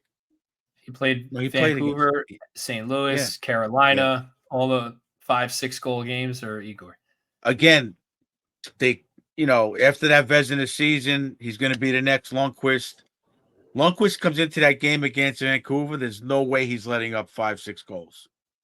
No. We don't have to compare no way. To Lundqvist. I'm comparing.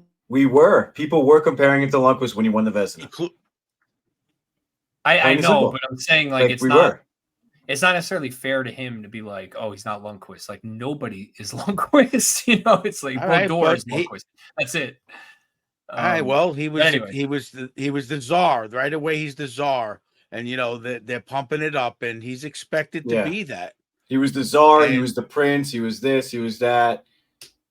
Not even close. And as soon as the mental challenge comes in my opinion, he's not doing good. No, he falls apart. That's how I'm Shesterkin basing it. Shesterkin has lost 10 games this year. Okay. And in each of those 10 losses, he's given up at least 4 goals. That means he's given up 4 goals 10 times. At least. That's a lot. That's not good. Mm-mm. He's been good in the other starts, but in the 10 losses, it's not like he's losing 2-1 games. You know, he's giving up 4, 5, 6 goals. Yeah, and that shows the mental fortitude that Coach Ed just says, and Valaket says it all the time. Jonathan Quick, I gave him an A+. What else can I say? All right, let's not compare Shesterkin to Lundqvist. Let's compare him to Jonathan Quick instead. Jonathan Quick, A+. I mean, I didn't know what to expect from Quick after he's been, he's pretty much a retread going into the season, and he's resurrected his career. I mean, I don't know what to say. The guy's been awesome. Highlight reel saves every game. Little at A+, dropped him down to an A though, because little recency bias. I don't think he played that great in the last 2 games. Coach, I'm going to give him the A+ also. I expected him to be a 500 goalie, and obviously he started off 8-0-1. What was it, 9-0-1? And 9-0-1.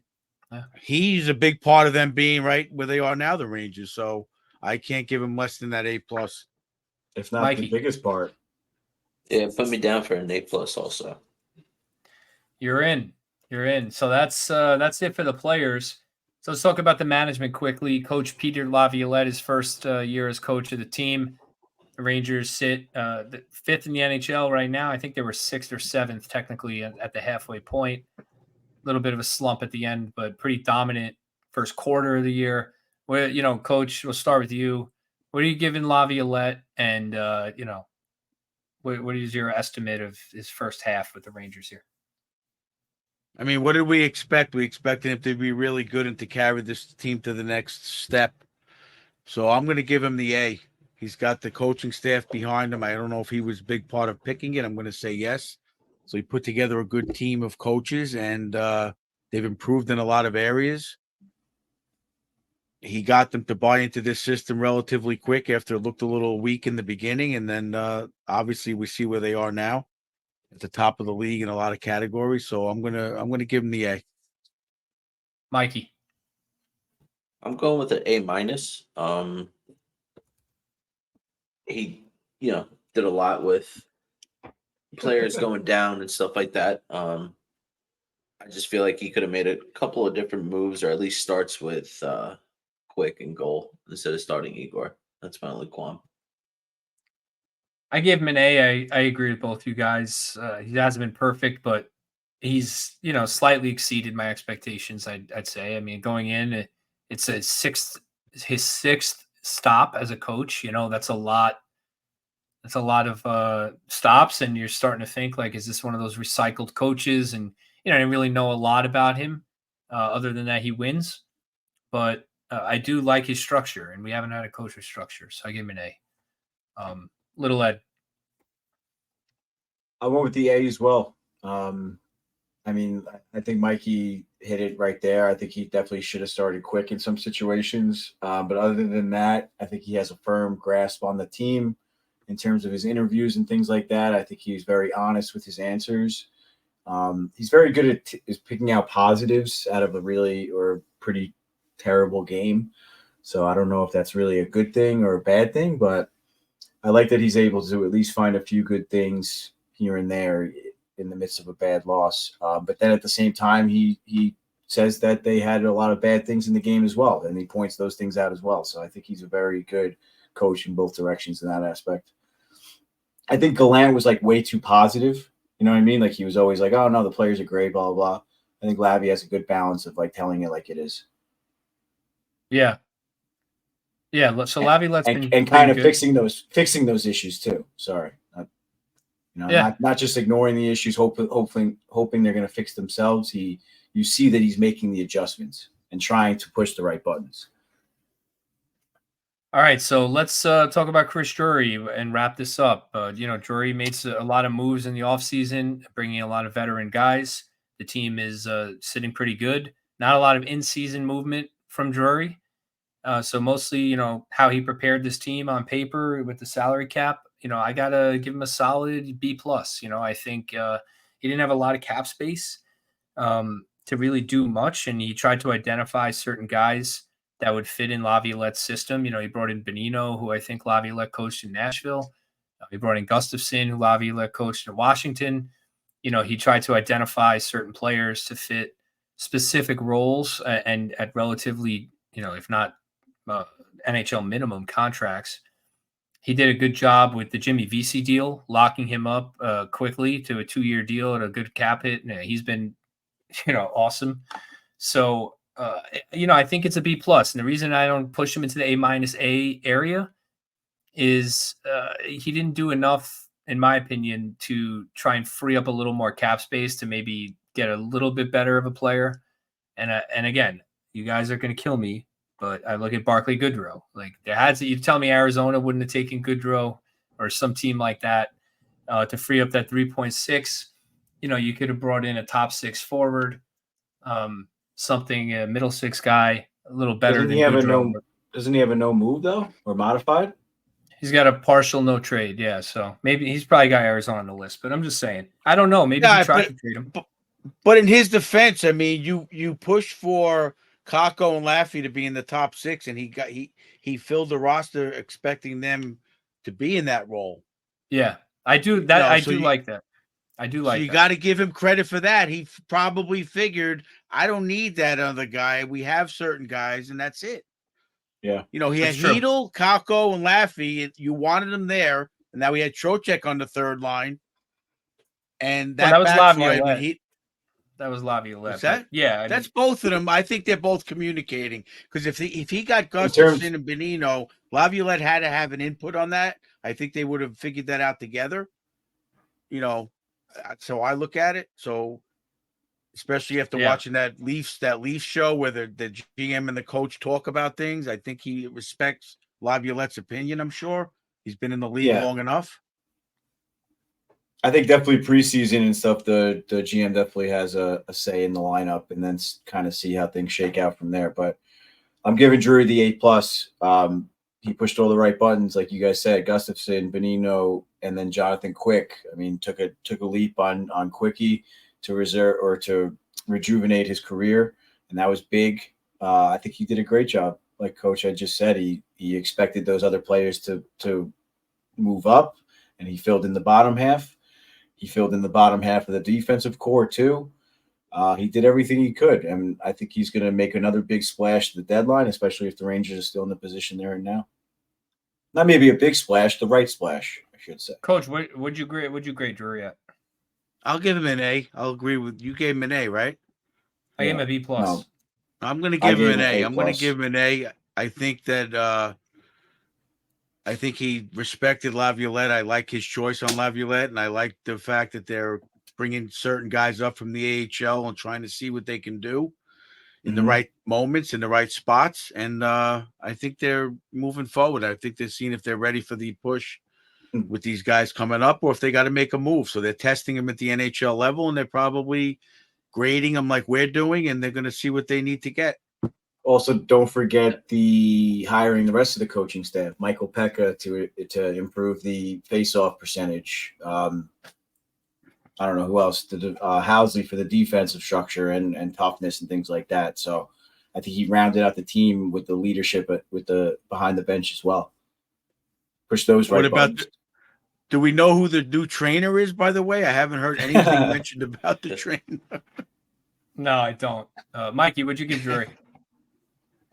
I gave him an A, and I'm glad Coach brought that up because no one was talking about Othman and all these other players he's drafted and all these players that we have coming up the system, So A for me. All right, so that'll conclude it. By the way, my average rating works out to a B-. Little Ed's average rating works out to a B+. Coach the same, and Mikey at a B. So just goes to show you who's a hard grader and who's an easy grader. All right. That was fun. Let's move it along though. Let's jump into the trivia.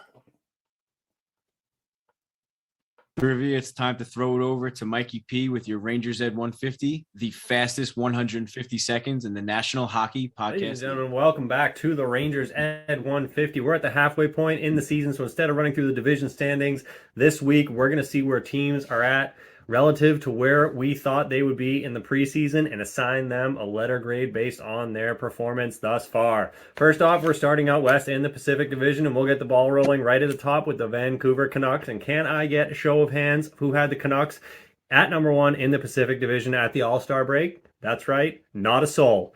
Vancouver Canucks get an A+ on account of their 200-foot game.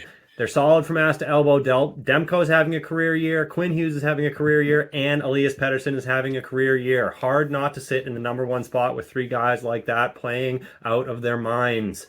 Next up, we have Vegas. Vegas won the Cup last year, so expectations are mile high. They started off the year 12-0, best start in history for a defending Stanley Cup team, but they have had a rough go lately. They're right there in the mix still, but ever since Aiden Hill went down in early December, this team has struggled slightly. Despite this, they still get an A for overcoming the injury bugs and starting off the season so hot.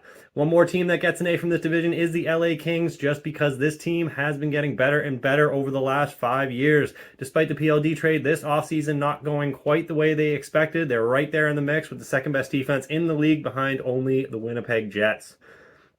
Edmonton gets a B+ on account of the start they had. Oilers are currently on a 10-game win streak, and if you remove the Woodcroft era and just factor in the games they've played under Knobloch, this is an A+ squad. They are on wheels, best team in the NHL right now by a mile. Seattle Kraken also in the B+ category on account of their recent run of play. Joey Decord's working his way into Vezina consideration through the last 10 games. Kraken have now won 9 straight, and they're up to 5th place in the Pacific Division. Finally, the Flames, Ducks, and Sharks all get resounding Fs. Sharks are a small step above an AHL team. The Ducks have been rebuilding for what seems like a million years, and the Calgary Flames are just the Calgary Flames. The Jonathan Huberdeau trade is continuing to look like the biggest fleecing in NHL history, so until he starts doing anything, they'll sit right down in that F category. Next up, we're in the Central Division. Right out of the gate, the Jets get the A. Jets have the best defense in the league. They're the only team that has given up under 100 goals to this point in the season. Important to note, the Jets have been doing most of this without their leading scorer in Kyle Connor, who is out. And Josh Morrissey, their number 1 offensive defenseman, has also had a down year. So if Connor comes back and Morrissey gets his game straightened out, watch out. Colorado and Dallas both get A's. No explanation needed there. Top of the division, 2 best teams in the division along with the Jets. Hard to say anything but an A. Nashville, St. Louis, and Arizona all in the B category. Not much expectation for these teams in the offseason, and they are living up to the mediocrity. Only caveat here is Nashville. They have been playing a bit better lately, so come end of season, we may be seeing them in the playoffs, and that grade might increase. Second to last, we have Minnesota. They get a C. They have largely the same team from last season, but all of a sudden they cannot score goals and they cannot keep the puck out of their net, so they are firmly in that C category. Finally, Chicago Blackhawks, goes without saying, that's a solid F.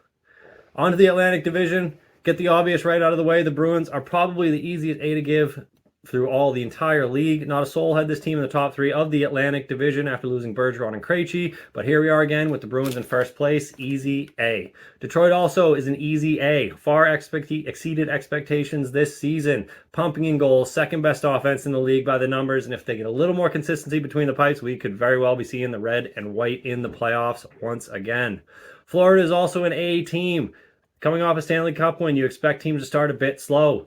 Florida didn't start super hot, but they overcome the injury bug, particularly with Matthew Tkachuk, and they have been on an absolute tear lately. One of the best teams in the league, slightly behind the Edmonton Oilers.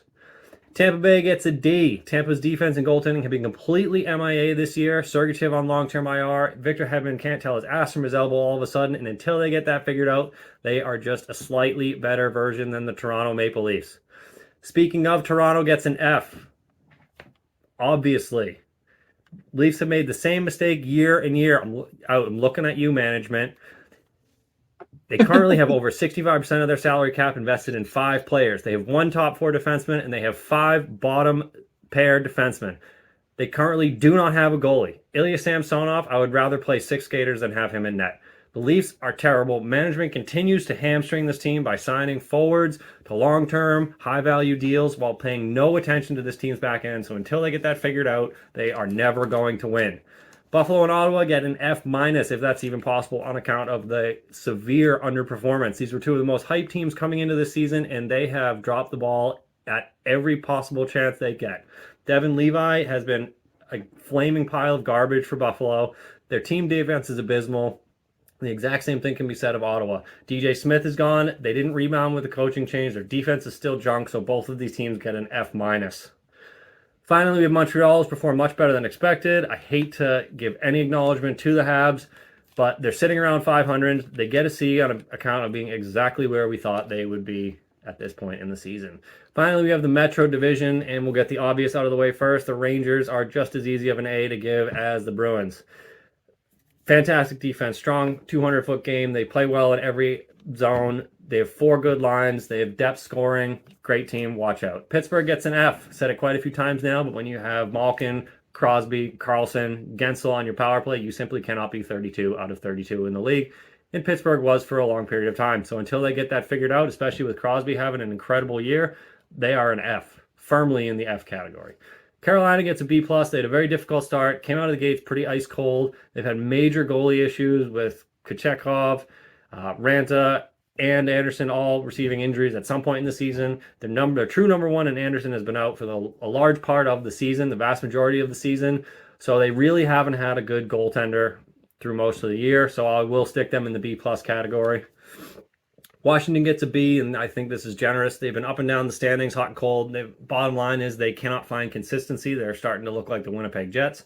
This is an aging roster. There's no secret there, but they're aging in the same sense that Pittsburgh is. They're still competitive. They got a lot of guys that maybe just over the hump, but they could still compete in every facet of the game, but somehow they're just not putting it together, and Alex Ovechkin has forgotten how to score goals.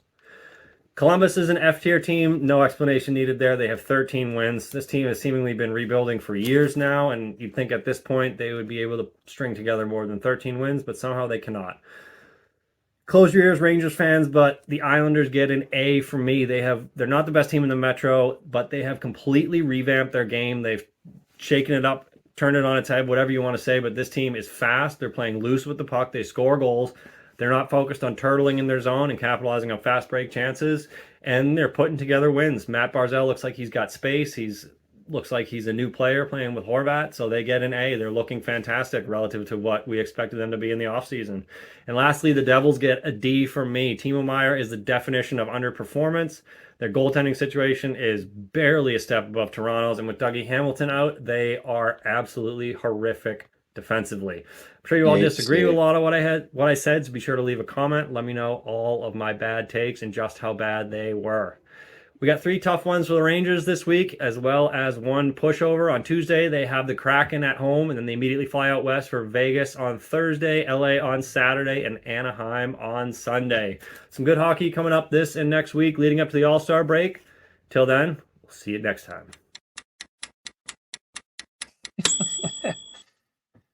That was the Rangers at 500 with Mikey P. A lot of good takes, though. A lot of good grades, I think. Great job, Mikey. Yeah, that's tough to do if follow the league that closely, man. It's hard. And that's a mighty fine Bruins Centennial jersey he was rocking there. That didn't go unnoticed, even though I think it was the number 63. So I don't know.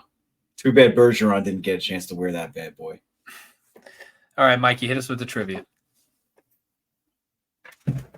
So I was going to go with the Papi O'Neill all reliable calendar question, but I think I want to do something a little different.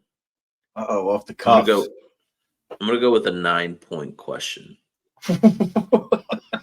What? I'm looking for 9 names. All right, you get a point per name.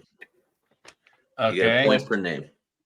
There have been 9 players who have played every game this season, 42 games. Ooh. I want you to name all 9 players. For the Rangers? For the Rangers. Okay.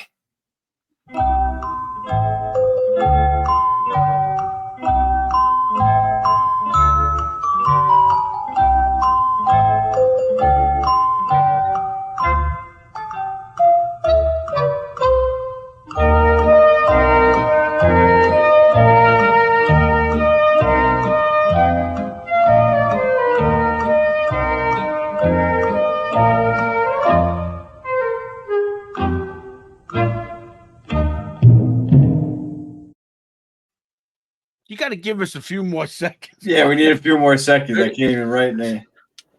I got 7 so far. I got 7 so far, I think.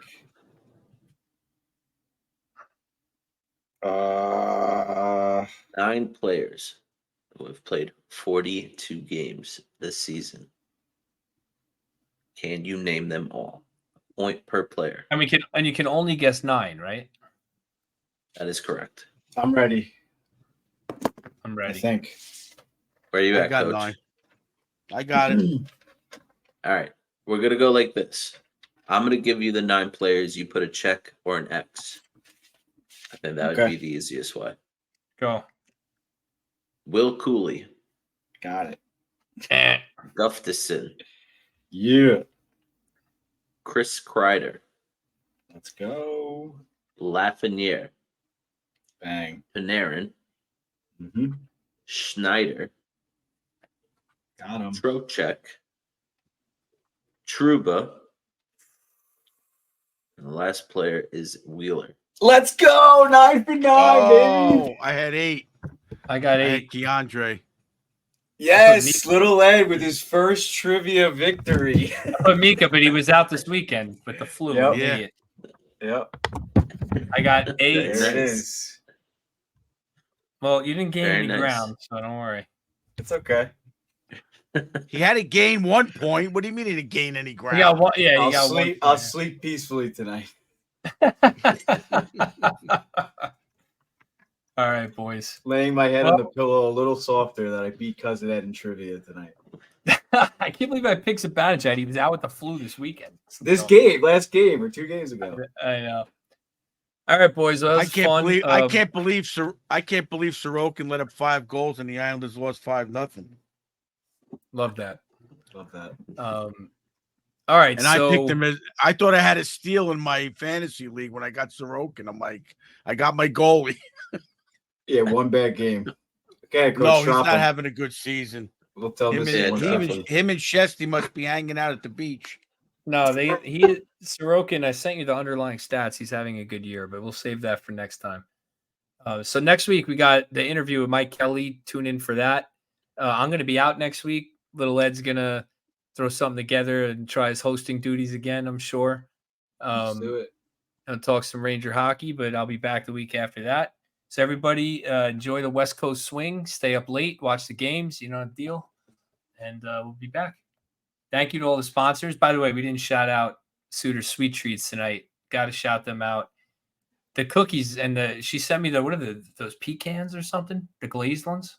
Are those pecans? Yeah, the reindeer treats or whatever. Dude, she called them. Those are so good. I'm still eating them. Oh my God. They're incredible. Not only that, I broke out a pack. I told Eddie and your sister and everybody yesterday. I broke out a little pack of the coconut chocolate chip cookies she gave me for Father's Day, and they're still good. Yeah, they are. They last a while in the vacuum. Oh my God, that vacuum seal cookies, they last forever. Crazy. Yeah, they do. So shout out to them, and thank you to all our other sponsors and partners, and thank you fans for listening. I hope you guys enjoyed the games and had if I didn't say it last week, had a good new year, and hope things are starting off good for you in 2024. Don't forget to head over to Sorrento's for your game day meal. Grab some custom pizzas and heroes and salads and all the nice Italian, I don't know, what do you want to call it? Pleasantries.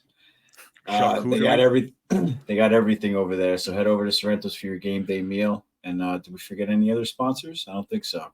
As always, Mad Rabbit Tattoo, promo code EdPod, Shankit Golf, promo code EdPod. Yep. Me and Cousin Ed, our tattoos are looking beautiful still from our repair gel and our lotion from Mad Rabbit. So head on over and use that stuff. And in a few weeks, I'm gonna have to start wearing a tank top too. So yep. Coach Ed's got January 30th, 15 days. Oh wow. For what? Getting some ink. Oh really? Yeah. Actually, I'm not gonna have to wear a tank top. I'm looking right here. I'm surprised. I'm shocked that Coach Ed's getting ink. I'm gonna have my Quagmire tattoo on my forearm. What are you getting? It's a surprise. Oh, all right, we'll see. All right, boys. I'm All right, looking forward boys. to it. Love you guys. Good episode. Love you guys.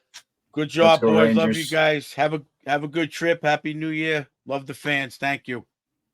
Here's to a good second half. Let's go.